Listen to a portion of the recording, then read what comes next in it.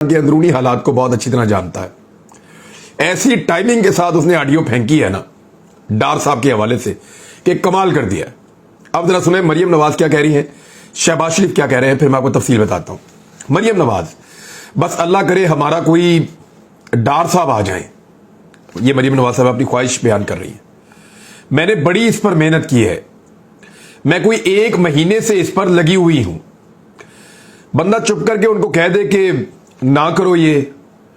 फिर शहबाज शरीफ कहते हैं अभी तक तो उन्होंने उनके लिए एफर्ट की है, बीच में थोड़ी सी आवाज खराब भी हुई है।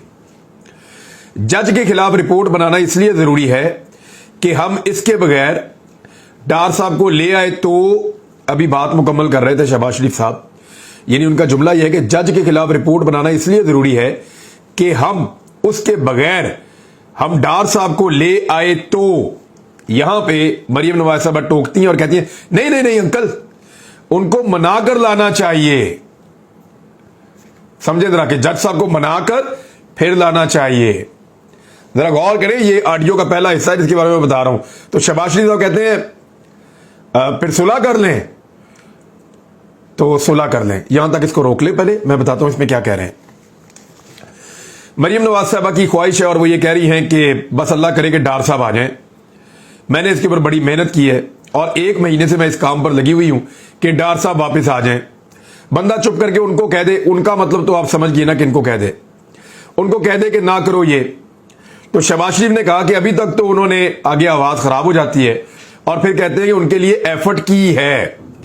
यानी जिनके बारे में भी बात हो रही है, जिन बड़ों के बारे में बात हो रही है, मरियम नवाज साहबा कह रही है कि बंदा चुप करके उनको कह दे कि ना करो ये।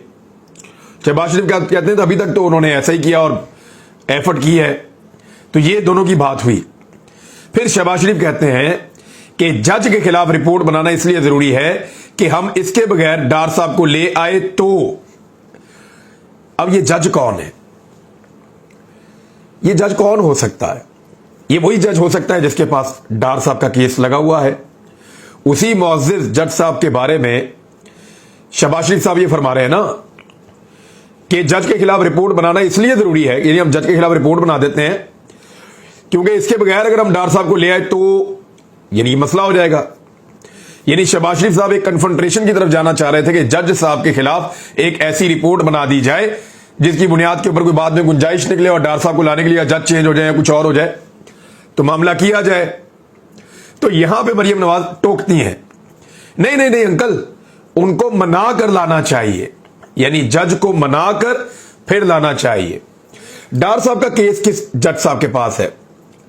डार साहब का केस जस्टिस जनाब बशीर अहमद साहब के पास है, जज बशीर साहब के पास है।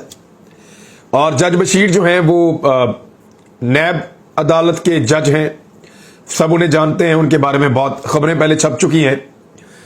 तो जज साहब जो हैं उनको मना कर लाना चाहिए, ये मरियम नवाज कह रही हैं। शहबाज शरीफ कह रहे हैं उनके खिलाफ रिपोर्ट बनाना चाहिए। यानी एक जज के बारे में इस तरह की डिस्कशन एक वजीर आजम और उसकी भतीजी कर रहे हैं। एक कह रहा है कि जज के खिलाफ रिपोर्ट बना दो और वो कह रही है ना ना ना, उसको मना लो। भाई ये क्या चल रहा है? चीफ जस्टिस ऑफ पाकिस्तान जनाब जस्टिस मोहतरम उमर अता बंदयाल साहब को इसका नोटिस लेना चाहिए। उन्हें देखना चाहिए कि उनकी एक मातहत अदालत के जज के बारे में वजीर आजम पाकिस्तान पहले रिपोर्ट बनाने का कहते हैं, एक भागे हुए मफरूर इश्तिहारी को वापस लाने के लिए, तो उनकी भतीजी उनको मशवरा देती है ना ना ना, रिपोर्ट ना बनाए, उनको मना लेते हैं।